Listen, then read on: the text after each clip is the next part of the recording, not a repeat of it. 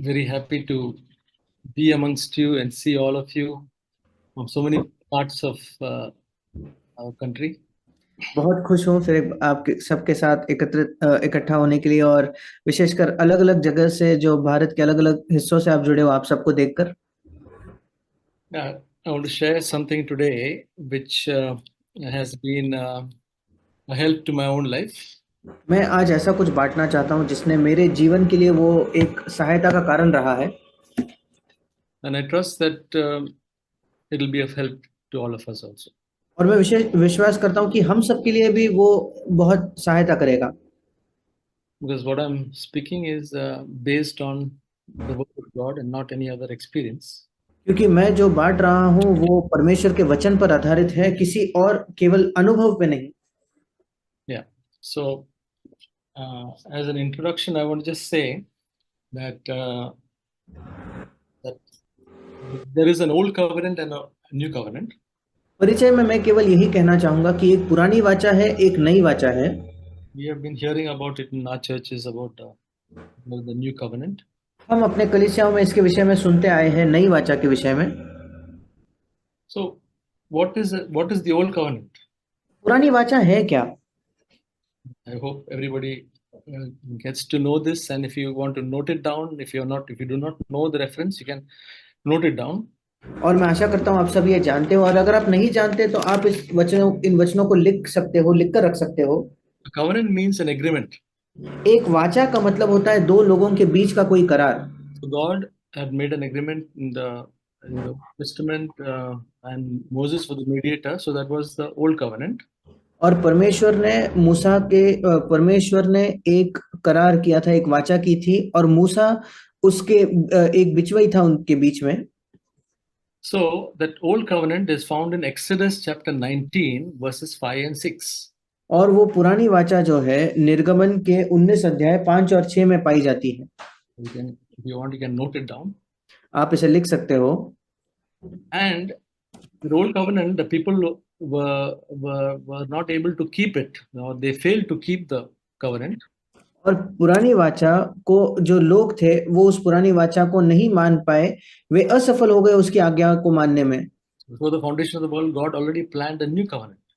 और इस संसार की नींव रखने से पहले परमेश्वर ने नई वाचा की योजना कर रखी थी That is, the mediator is Jesus Christ. और उस नई वाचा का मध्यस्थ यीशु मसीह है So that is found in Hebrews chapter 8, verses 10 to 12. और नई वाचा जो है हम उसे इब्रानियों के पत्र उसके 8वें अध्याय के 10 से लेकर 12 वचन के बीच में हम पढ़ते हैं I hope you all remember this. मैं आशा करता हूं कि आप सब इस बात को याद रखेंगे Because, brothers and sisters, our life is based on this covenant. क्योंकि भाइयों और बहनों हमारा जीवन इस वाचा पर आधारित है Okay. So now, what you can do, like a homework, is that you can see Exodus chapter 19, verses 5 and 6, and compare it with Hebrews chapter 8, verses 10 and 12. और एक होमवर्क की तरह आप ये कर सकते हो कि इब्रानियों निर्गमन उसका 20 अध्याय के 19 और 20 वचन और इब्रानियों 12वां अध्याय 10 से लेकर 8वां अध्याय 10 से लेकर 12 वचन इन दोनों की तुलना करके आप देख सकते हो And you can see which covenant is better, और फिर आप ये तुलना करके देख सकते हो कि कौन सी वाचा बेहतर है and you can see what is the difference between the two covenants. और आप देख सकते हो कि इन दो वाचाओं के बीच का अंतर क्या है As you do this, you will get a lot of help and revelation. जब आप ये करोगे तो आपको बहुत सहायता मिलेगी और प्रकाशन मिलेगा इस पर So today I want to take one aspect of that from Galatians chapter 4. और एक पहलू के विषय में मैं आज बांटना चाहता हूं जो है गलातियों के पत्र उसका 4था अध्याय where it is spoken about both the covenants, जहां दोनों वाचाओं के बारे में लिखा गया है and we can learn how to be in the new covenant और वहां से हम सीख सकते हैं कि हम नई वाचा के अधीन कैसे हो सकते हैं and follow the new covenant principles.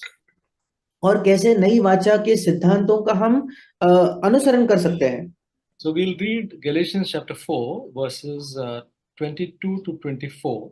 हम पढ़ेंगे गलातियों के पत्र उसका 4था अध्याय उसका 22 से लेकर 24 वचन. It's written, For it is written that Abraham had two sons, one by the bondwoman and one by the free woman. But the son of the bondwoman was born according to the flesh, and the son of the free woman through the promise. This is allegorically speaking, for these women are two covenants, one proceeding from Mount Sinai, bearing children who are to be slaves. She is Hagar. यह लिखा है कि Abraham के दो पुत्र हुए, एक दासी से और एक स्वतंत्र स्त्री से। परंतु जो दासी से हुआ वो शारीरिक रीति से जन्मा, और जो स्वतंत्र स्त्री से हुआ वो प्रतिज्ञा के अनुसार जन्मा। इन बातों में दृष्टांत है। ये स्त्रियां मानो दो वाचाएं हैं। एक तो सिनै पहाड़ की जिससे दास ही उत्पन्न होते हैं, और वो हजीरा है। So here it says that the one who is Hagar represents the old covenant, और यहाँ कहता है कि हजीरा जो है वो पुरानी वाचा को दर्शाती है, and the other woman mentioned here is Sarah. और दूसरी स्त्री जिसका यहाँ उल्लेख किया गया है वो सारा है। Sarah is the new covenant. सारा जो है वो नई वाचा को दर्शाती है। Abraham had two sons. Abraham के दो पुत्र थे। First son Ishmael was through the bondwoman, पहला पुत्र इश्माइल उस दासी के द्वारा था, and the second one Isaac was from the free woman, that is Sarah. और दूसरा पुत्र इसहाक वो उस स्वतंत्र स्त्री के द्वारा अर्थात सारा के द्वारा उत्पन्न हुआ। Now, verse 23 says, the son of the bondwoman was born according to the flesh. 30 वचन कहता है, जो दासी से हुआ वो शारीरिक रीति से जन्मा, And the son of the free woman through promise. और जो स्वतंत्र स्त्री के द्वारा हुआ वो वायदे या प्रतिज्ञा के अनुसार हुआ। This is very important. ये बहुत ज्यादा महत्वपूर्ण है। So today we are going to speak about this part. और आज इस भाग के विषय में हम बांटने वाले हैं। So the bondwoman represents, whose Hagar represents the old covenant. और ये जो दासी है वो पुरानी या हजीरा है वो पुरानी वाचा को दर्शाती है। The free woman Sarah represents the new covenant. और स्वतंत्र स्त्री अर्थात सारा जो है वो नई वाचा को दर्शाती है। Brothers and sisters, we who have accepted Jesus Christ as our Lord and Savior are in the new covenant. भाई और बहनों, हम जिन्होंने यीशु मसीह का स्वीकार किया है, उसे ग्रहण किया है, हम नई वाचा में हैं। So verse 28 says, and you brethren like Isaac are children of promise. और 28 वचन कहता है कि ये भाइयों, हम इसहाक के समान प्रतिज्ञा की संतान हैं। And verse 31 says, so brethren, we are not children of the bondwoman, but of the free woman. Verse 31. 31 वचन कहता है, इसलिए हे भाइयों, हम दासी के नहीं परंतु स्वतंत्र स्त्री के संतान हैं। Now what is the sign of the bondwoman and her son? अब जो दासी थी और उसका जो बेटा था, उसका पुत्र था, उसका चिन्ह क्या है? Ishmael was born through very natural means.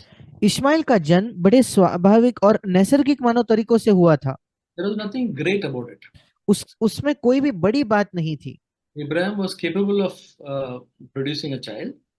Abraham एक पुत्र उत्पन्न करने के योग्य था, उस समय वो कर पाता था। So he got a son through Hagar. और इसलिए उस समय उसको हजीरा के द्वारा एक पुत्र हुआ। So that is an effort of the flesh. और ये उसके शरीर के द्वारा था। Okay, but now about Isaac, it was different. अब इसहाक के बारे में ये अलग था। God had given a promise to Abraham from the age of 75. और परमेश्वर ने अब्राहम को जब वो 75 उम्र का था तब से ही उसे एक वायदा दिया गया था। When he was 100 years, he got Isaac. जब वो 100 वर्ष का हो गया तब उसे इसहाक हुआ। He kept on believing the promise. वो उस वायदे पर भरोसा करते ही रहा। Sarah was past 90, past the capability of bearing a child. और सारा 90 वर्ष से आगे चले गई थी, मतलब उसको तब पुत्र हो ही नहीं सकता था। Both of them had faith. दोनों के अंदर विश्वास था। When they could not produce a child came because of the promise of God. जब उनके पास कोई यही विकल्प ही नहीं था, तब परमेश्वर के वायदे के द्वारा उन्हें एक संतान हुआ। So here it says that we are also children of promise. और यहाँ लिखा है कि हम भी प्रतिज्ञा की संतान है या प्रतिज्ञा के पुत्र है। So for us in the new covenant, we have to believe the promises of God. हम जो नई वाचा में है, हमें परमेश्वर के वायदों पर, प्रतिज्ञाओं पर भरोसा रखना है, विश्वास करना है। And that which is impossible will become possible. और फिर वो बातें जो असंभव है वो संभव हो जाएंगी। To overcome sin is not an easy thing. और पाप पर विजय पाना ये कोई आसान बात नहीं है। To be an overcomer is not we cannot do by our own flesh. जयवंत होना ये हम अपने शरीर के सामर्थ्य से नहीं कर, या शरीर के द्वारा नहीं कर सकते। But in the new covenant, we are called to be overcomers. पर नई वाचा में हमारी बुलाहट है कि हम जयवंत बने। And we are children of Sarah, and we will live by the promises of God and become overcomers. और हम प्रतिज्ञा के संतान हैं, इसलिए हम परमेश्वर के प्रतिज्ञाओं पर विश्वास रख के हम जयवंत बनेंगे। So, brothers and sisters, just by accepting Christ and being justified and being filled with the Holy Spirit, uh, we enter into the Christian life. और इसलिए परमेश्वर को मसीह को स्वीकार करने से, पवित्र आत्मा का बपतिस्मा पाने से हम इस मसीह जीवन का आरंभ करते हैं। But there comes the time where we have to become overcomers. पर फिर एक समय आता है जब हमें जयवंत होना होता है। What is the meaning of that? उसका क्या मतलब है? That means there will be so many types of sin which is trying to make us fall. इसका मतलब कई प्रकार के पाप है जो हमें गिराना चाहेंगे। And if we keep on falling, then we are living a life up and down life. और अगर हम गिरते ही रहते हैं, फिर हम एक ऊपर नीचे उतार चढ़ाव का जीवन जी रहे हैं। But God wants us to come to a place of living a sanctified life. पर परमेश्वर चाहता है कि हम एक ऐसे स्थान में आ जाए जहां हम एक पवित्र किया हुआ जीवन जिए। So He wants us to be overcomers and come to a rest in our life. वो चाहता है कि हम जयवंत होकर अपने जीवन में एक विश्राम में आ जाए। So to be an overcomer is we cannot do it with our own strength and efforts. और जयवंत होने के लिए हम अपने सामर्थ्य से या अपने प्रयत्नों से नहीं इसे कर सकते। Brothers and sisters, today I want to speak on the topic is two secrets to overcoming. और भाई और बहनों, आज जो विषय मैं बांटना चाहता हूँ वो ये है कि जयवंत होने के दो रहस्य। So what I've experienced, I'm just sharing. और मैं इसको बांट रहा हूँ जिसका अनुभव मैंने किया है। So I pray that you will be all encouraged for this. और मैं प्रार्थना करता हूँ कि इसके द्वारा आप सब प्रोत्साहित हो जाओगे। So as I said, brothers, that if we don't live an overcoming life, Christian life will be very burdensome. और जैसे मैंने कहा कि अगर हम एक जयवंत जीवन नहीं जी रहे, फिर मसीही जीवन बहुत ही ज्यादा बोझिल हो जाएगा, हम उसका बोझ महसूस करने लगेंगे। If we are having a struggle in our Christian life, then we'll not enjoy the Christian life. अगर हमारे मसीही जीवन में एक संघर्ष का हमें सामना करना पड़ता है, फिर हम उसे मसीही जीवन का आनंद नहीं उठा पाएंगे। Because when we are living an up and down life, then our fellowship with God also is up and down. क्योंकि जब हम एक ऊपर नीचे या ऊपर नीचे का जीवन जीते हैं, फिर परमेश्वर के साथ हमारी संगति में भी बहुत उतार चढ़ाव होते हैं। But our life should be a continuous living fellowship with Jesus. पर हमारा जीवन जो है निरंतर मसीह यीशु के साथ एक जीवित संगति का होना चाहिए। Then Christian life becomes something which we can really enjoy and be happy and be filled with that, that the joy of the Christian life will be always there. और फिर मसीही जीवन एक बहुत ही आनंदी खुशहाल जीवन होगा, और वो मसीही जीवन का जो आनंद है वो हर समय हमारे पास होगा। So the new covenant, God has made this new covenant so that we will have all these things. और परमेश्वर ने नई वाचा की रचना ही इसलिए की ताकि ये सब चीजें हमारी हो सके। So two secrets to overcoming. और जयवंत होने के दो रहस्य। The first one I want to say is that some years back, many years back, when I was a young person, और कुछ वर्षों पहले, पहले रहस्य जो मैं बताना चाहता हूँ, कई वर्षों पहले both these things which I'm talking about will have some incident around और it. ये दोनों रहस्य जिनके बारे में मैं बांटना चाहता हूँ, उनके अंदर एक घटना है। So uh, many years back when I was a young Christian, कई वर्षों पहले जब मैं एक जवान मसीही था, so I was in a fellowship and I had there was a leader and we had some responsibilities. I had some responsibilities. और मैं उस समय मैं एक संगति में जाता था, वहां एक प्राचीन थे और हमारी भी कुछ जिम्मेदारियां थी। So because of some responsibilities, I would make some suggestions to this leader.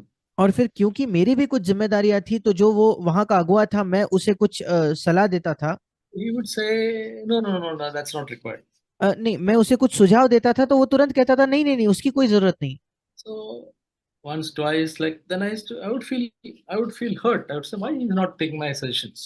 और फिर एक दो बार हुआ, पर होते ही गया। फिर मुझे ऐसे चोट महसूस लगने लगी कि क्यों ये मेरे सुझाव नहीं लेता। Uh, so then I started carrying some unloving attitude towards him. और फिर इस भाई के प्रति प्रेम न करने का एक रवैया मैं अपने साथ रखने लगा। And then I thought, when to myself, and when I thought, it's not a good thing to have an unloving attitude. और फिर मैं अपने आप से सोचने लगा कि किसी के प्रति प्रेम न होने का रवैया रखना एक गलत बात है, ऐसा नहीं होना चाहिए। If you want to have fellowship with Jesus, we cannot have an unloving attitude towards anybody. अगर यीशु के साथ संगति हमें रखनी है तो किसी के भी प्रति प्रेम न करने का रवैया मैं नहीं अपना सकता। So I would pray to God, say, Lord, help me to be good to him, help me to have a nice attitude towards him. फिर मैं परमेश्वर से प्रार्थना करता था, प्रभु मेरी सहायता कर कि इसके प्रति मैं भला रहूं, अच्छा रहूं और एक अच्छा रवैया रखूं उसके प्रति। Then again, go for the meeting. फिर मैं सभा में जाता था। And then again, some suggestion when I give, he says, no, no. फिर एक बार जब मैं सभा में जाके अगर मैं कुछ सुझाव दूं तो वो तुरंत कहता था नहीं। Again, I would feel hurt. फिर से मुझे वो चोट महसूस होती थी। Say, what is this? He's not taking any suggestion of mine. और फिर मैं सोचता था कि क्यों वो मेरे से कोई भी सुझाव नहीं लेता। Again, a wrong attitude, unloving attitude. फिर एक बार एक गलत रवैया, प्रेम न करने का रवैया। Again, the prayer saying, Lord, help me to be good to him. फिर एक बार प्रार्थना करता था, प्रभु मेरी सहायता कर कि इसके प्रति मैं अच्छाई से रहूं। So the same thing would repeat. Next time when we meet and when we discuss something, same thing. फिर अगले बार जब हम मिलते थे, कुछ बातचीत करते थे, फिर से यही बात दोहराई जाती थी। After praying a lot, after trying my level best, still the same things would repeat. बहुत ज्यादा प्रार्थना करने के बाद, बहुत परिश्रम करने के बाद वही वही बातें वापस वापस हो रही थी। See, I wanted to remove this unloving attitude from my heart, but Prem yeah. प्रेम न करने का जो रवैया है उसे मैं अपने हृदय से निकालना चाहता था। But when the practical situation came, I couldn't do it. पर जब अ, सामने वो परिस्थिति आती थी तो मैं उसे नहीं कर पाता था। Prayed a lot मैंने बहुत प्रार्थना की, till I came to a place saying that now I cannot love this brother. I can love everybody else, but not this brother. आखिरकार मैं एक ऐसे जगह पर आ गया जब मैंने कहा कि मैं इस भाई से प्रेम नहीं कर सकता। हर दूसरे व्यक्ति से मैं प्रेम कर सकता हूं, पर इस भाई से मैं प्रेम कर ही नहीं सकता। So I came to that conclusion. और मैं उस निष्कर्ष पर आया।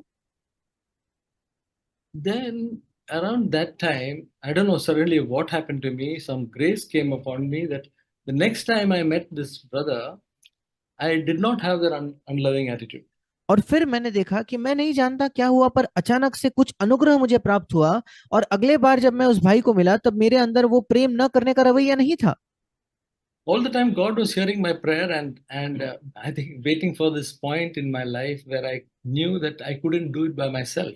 हर समय परमेश्वर मेरी प्रार्थना सुनता था, पर वो उस समय का इंतजार कर रहा था जहां मैं उस स्थान पर आ जाऊं जब मैं खुद इस बात को जानूं कि मैं अपने आप से इसे नहीं कर सकता।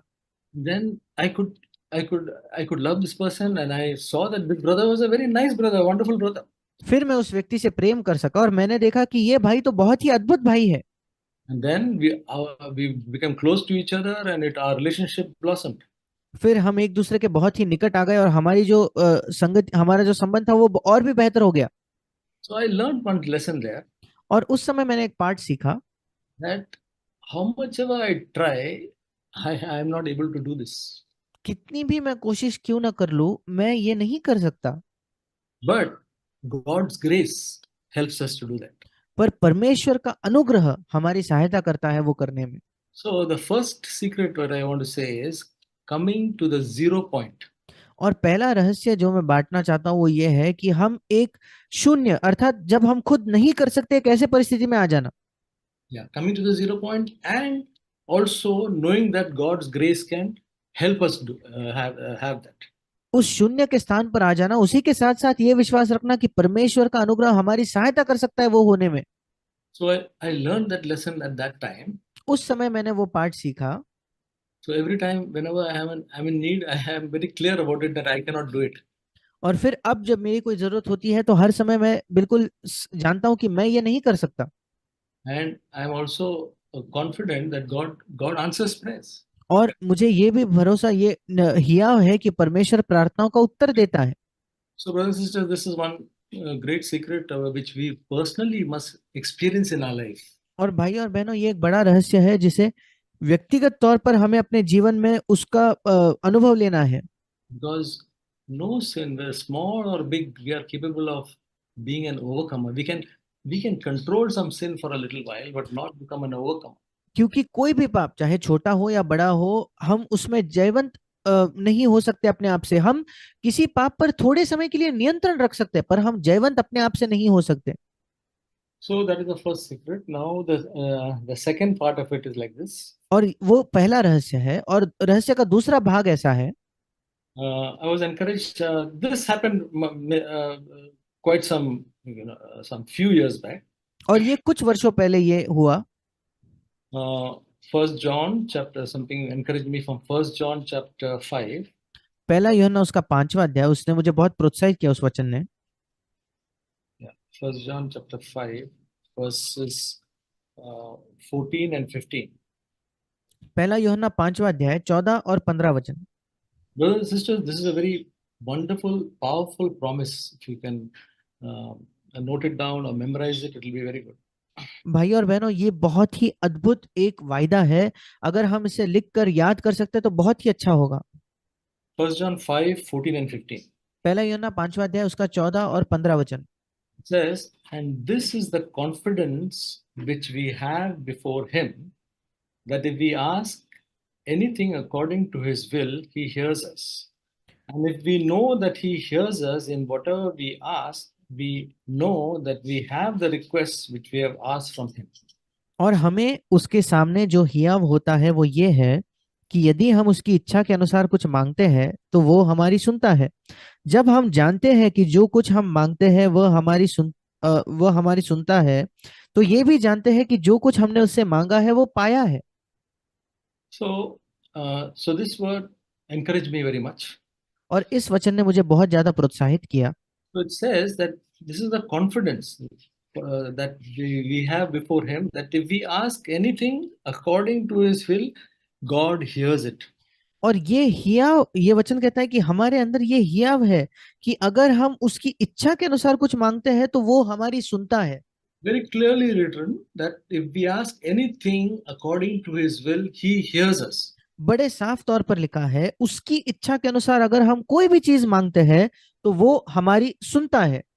It's a great thing for God to hear our prayers. एक महान बात है परमेश्वर के लिए हमारी प्रार्थना सुनना। Okay?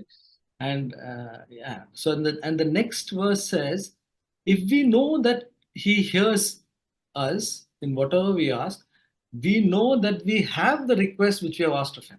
अगला वचन हमें बताता है, जब हम जानते हैं कि जो कुछ हम मांगते हैं वो हमारी सुनता है, तो ये भी जानते हैं कि जो कुछ हमने उससे मांगा है वह पाया है। In other words, we can say, verse 15, if we believe that he hears us in whatever we ask, दूसरे शब्दों में हम 15 वचन को ऐसे पढ़ सकते हैं, अगर हम विश्वास करते हैं कि जो कुछ हम मांगते हैं वो उसमें वो हमें सुनता है, तो we also believe that he has answered our request. फिर हम ये भी विश्वास करते हैं कि उसने हमारे प्रार्थनाओं का या विनतियों का उत्तर दिया है। That is what this both these verses say. ये दो वचन यही बताते हैं। This encouraged me so much. So I said, around that time I had a need in my life. इसने मुझे इन दो वचनों ने इतना ज्यादा प्रोत्साहित किया। उस समय मेरे जीवन में एक आवश्यकता थी। See, I had a tendency in my life to, when I speak, I tend to hurt people. और मेरी उस समय एक आदत थी कि जब मैं बात करता था तो लोग बुरा मानते थे, या मैं लोगों को चोट पहुंचाता था। I would not speak angrily or sharply at people, but just the words from my mouth would, cause, instead of encouraging them, would cause some discouragement or some hurt. ये नहीं कि मैं उनसे गुस्से से बात करता था या कठोरता से बात करता था, पर मेरे जो शब्द भी होते थे उससे प्रोत्साहन आने के बजाय उनको चोट पहुंचाते थे। Brothers and sisters, we don't need to make a big noise, but the words that we speak uh, can either encourage or can really discourage or humiliate people also. और भाइयों और बहनों, बड़े चीख के चिल्लाकर बात करने की हमें जरूरत नहीं है, पर हमारे जो शब्द है वो लोगों को बहुत ज्यादा निराश कर सकते हैं। So at home and other places, I found this very common. Whenever I speak, I don't find people being happy, but in fact, people by from their faces you can make out that they are hurt. और घर पर या बाहर की जगह मैं देखने लगा कि जब मैं किसी से बात करता हूँ तो वे खुश नहीं हो रहे, उनके चेहरों को देखकर मैं पहचान जाता था कि वे चोटिल हो गए हैं। I could realize that I'm hurting people. और मुझे समझ में आया था कि मैं लोगों को चोट पहुंचा रहा हूँ। So when I read when I came to Colossians chapter 4, जब मैं कुलुसियों की पत्री में आया, कुलुसियों की पत्री उसका चौथा अध्याय, I was reading Colossians 4 verse 6. कुलुसियों की पत्री चौथा अध्याय उसका छठा वचन जब मैं पढ़ रहा था, It says, "Let your speech always be with grace, seasoned as it were with salt, so that you may know how you should respond to each person." तुम्हारा वचन सदा अनुग्रह सहित और सलोना हो कि तुम्हें हर मनुष्य को उचित रीति से उत्तर देना आ जाए। So here it says, "Let your speech always, always, not most of the time, but always be with grace." और तुम्हारा वचन या तुम्हारी बातचीत सदा, हर समय, कुछ समय नहीं, हर समय अनुग्रह सहित हो। And just like salt adds taste to the food, it says your speech should add taste whenever it is spoken, so that people will be blessed rather than the people will be blessed. और जैसे नमक को डालने से भोजन में स्वाद बढ़ जाता है, इसलिए जैसे जब भी आप बात करो तो लोगों को आशीष मिलनी चाहिए। And you should be able to know how you should respond to different people. और आपको ये मालूम होना चाहिए कि अलग अलग लोगों को आप किस प्रकार से उत्तर देते हो। So when I read this verse, I found that I am completely contrary to this. जब मैंने ये पढ़ा तो मैंने पाया कि मैं इससे बिल्कुल विपरीत चल रहा हूँ। But then the verse encouraged me so much that I want this to speak with grace all the time. पर इस वचन ने मुझे इतना प्रोत्साहित किया कि मेरी इच्छा हो गई, मेरी चाहत हो गई कि मैं हर समय अनुग्रह के द्वारा बात करना चाहता था। You read about Jesus that gracious words fell from his lips. और यीशु के बारे में कहीं लिखा है कि अनुग्रह के शब्द उससे, उसके ओठों से आते थे। So I desired it, और मैंने इस बात की लालसा की, and I I prayed to God. और मैंने परमेश्वर से प्रार्थना की। Now this First John 5:14 and 15 was living in with, I mean, very encouraging to me. और पहला यूहन्ना 5वां अध्याय उसका 14 और 15 वचन मेरे लिए बहुत ज्यादा प्रोत्साहनजनक था। So before that, I want to say that whenever we pray anything, how to know whether it is God's will? और इससे पहले मैं ये बताना चाहता हूँ, जब कभी हम प्रार्थना करते हैं कैसे हम जान सकते हैं कि ये परमेश्वर की इच्छा है क्या।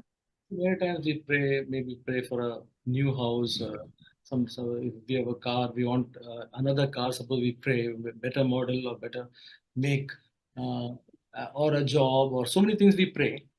और कई बार जब हम प्रार्थनाएं करते हैं तो शायद हम नए घर के लिए प्रार्थना करते होंगे, एक नई गाड़ी या बेहतर गाड़ी या बड़ी गाड़ी के लिए प्रार्थना करते होंगे, या एक नौकरी, ऐसे कई अन्य चीजों के लिए हम प्रार्थना करते हैं। When we pray for all these things, are we sure that it is God's will?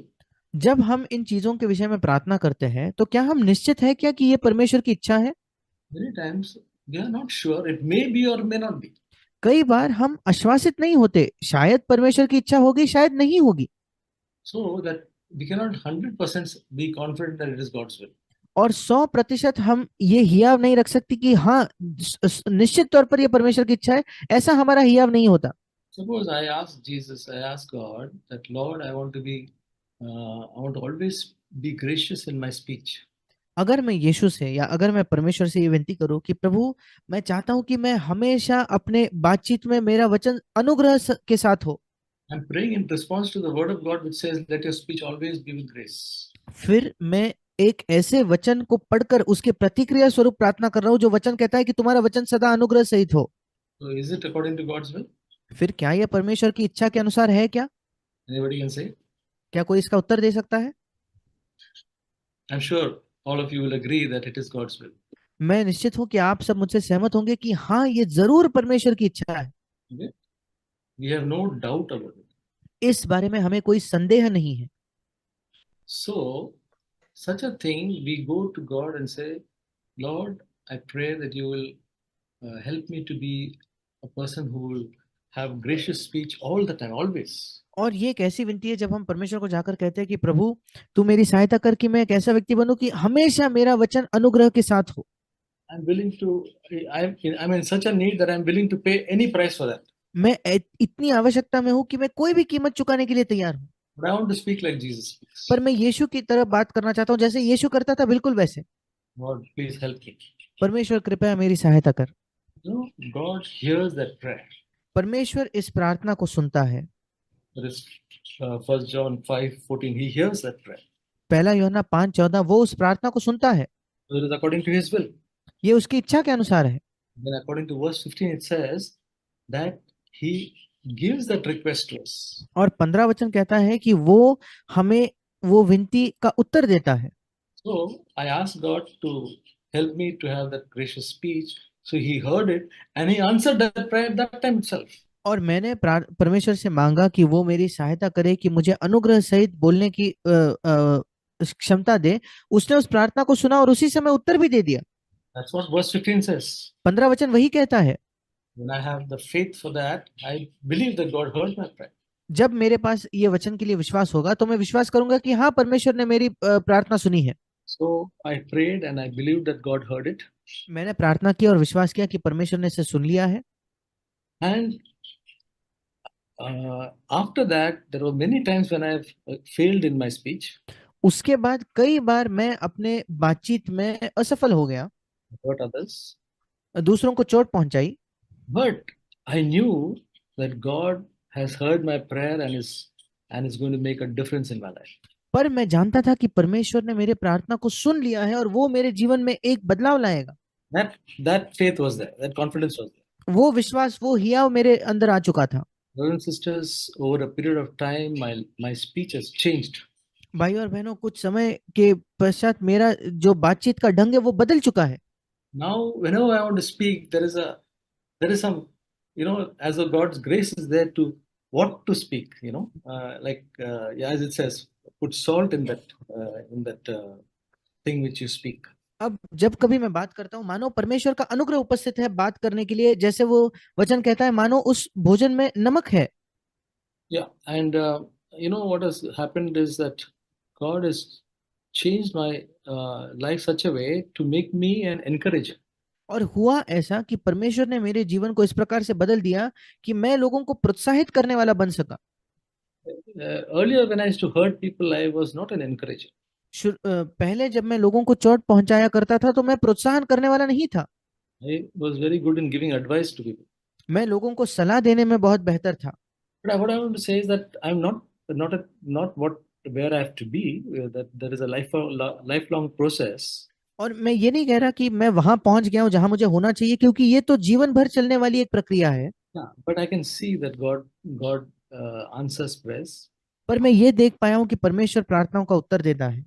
So the second secret is और दूसरा रहस्य ये है certainty that God hears our prayer and answers it when it is according to His will.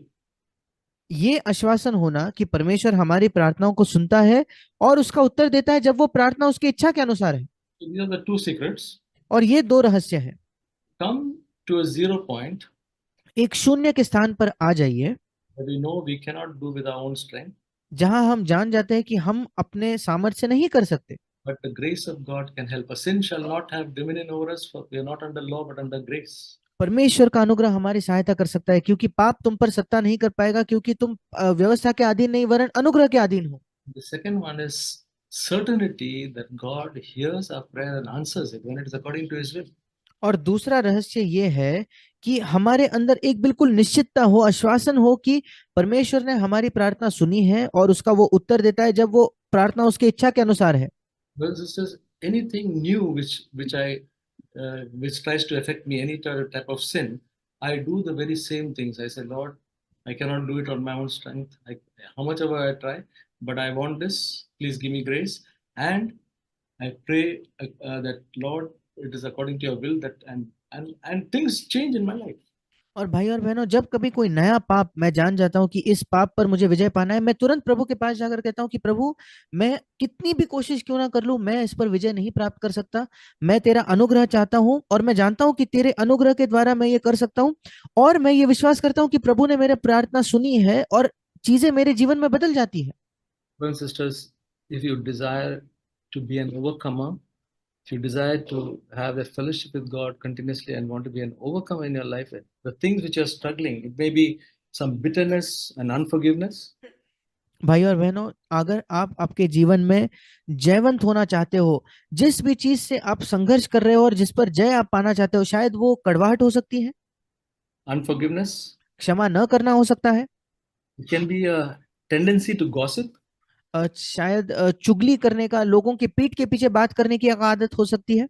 Yes, everybody knows what is gossip. Gossip is speaking some negative thing about others. और मैं आशा करता हूँ कि आप सब जानते हो कि चुगली करना मतलब क्या है, लोगों के पीठ के पीछे कुछ नकारात्मक चीजें कहना। That destroys the church. और इससे कलीसिया तबाह हो जाती है। Okay. And then also jealousy. और जलन, Jealousy is such a big giant.